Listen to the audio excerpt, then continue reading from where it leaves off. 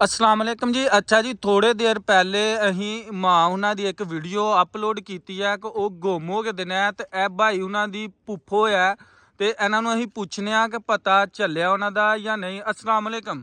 वालेकुम सलाम जी। अच्छा जी भाई, पता ਚੱਲਿਆ ਮਾਂ ਉਹਨਾਂ ਦਾ ਕਿਤੋਂ ਜਾਂ ਨਹੀਂ?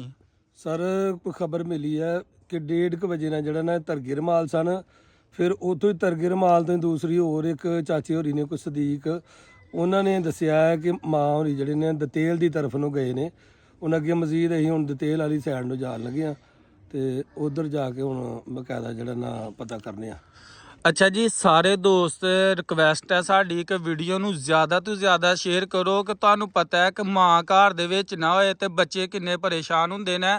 ਤੇ ਇਸ ਵੀਡੀਓ ਨੂੰ ਜ਼ਿਆਦਾ ਤੋਂ ਜ਼ਿਆਦਾ ਸ਼ੇਅਰ ਕਰਨਾ ਹੈ। ਇਹ ਮਾਂ ਉਹਨਾਂ ਦੀ ਨਾਲ ਤਸਵੀਰ ਲੱਗੀ ਦੀ, ਅਗਰ ਕਿਸੇ ਵੀ ਦੋਸਤ ਨੂੰ ਮਾਂ ਉਹਨੀ ਮਿਲਦੇ ਨੇ ਤੇ ਇਹਨਾਂ ਨੰਬਰਾਂ ਤੇ ਤੁਸੀਂ ਰਾਬਤਾ ਕਰਕੇ ਲਾਜ਼ਮੀ ਇਤਲਾਹ ਦੇਣੀ ਹੈ। ਮੋਬਾਈਲ ਨੰਬਰ ਕੀ ਆ ਤੁਹਾਡਾ?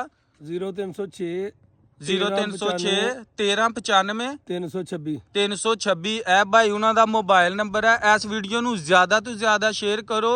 ਰਜਵਾਲ ਪਿੰਡ ਦੇ ਰਹਿਣ ਵਾਲੇ ਨੇ। ਕੀ ਨਾਂ ਆਇਆ ਉਹਨਾਂ ਦਾ?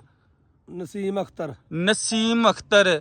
ਤੇ ਦੱਸਿਆ ਜਾ ਰਿਹਾ ਕਿ ਧਰਗੇ ਦਤੇਲ ਇਹ ਜਿਹੜੇ ਪਿੰਡ ਨੇ ਪਿੰਡੀ ਅਮੋਲਕ, ਇਹਨਾਂ ਪਿੰਡਾਂ 'ਚ ਕੁਝ ਦੋਸਤਾਂ ਨੇ ਵੀਡੀਓ ਵੇਖੀ ਹੈ ਤੇ ਦੱਸਿਆ ਕਿ ਅਸੀਂ ਵੇਖਿਆ।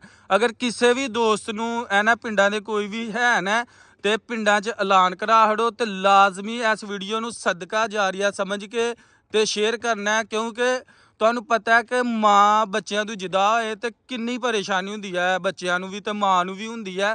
ਤੇ ਥੋੜਾ ਜਿਹਾ ਉਹਨਾਂ ਦਾ ਉਮਰ ਜ਼ਿਆਦਾ ਹੋ ਗਈ ਹੈ ਤੇ ਜ਼ੇਨ ਨਾ ਨਹੀਂ ਕੰਮ ਕਰਦਾ।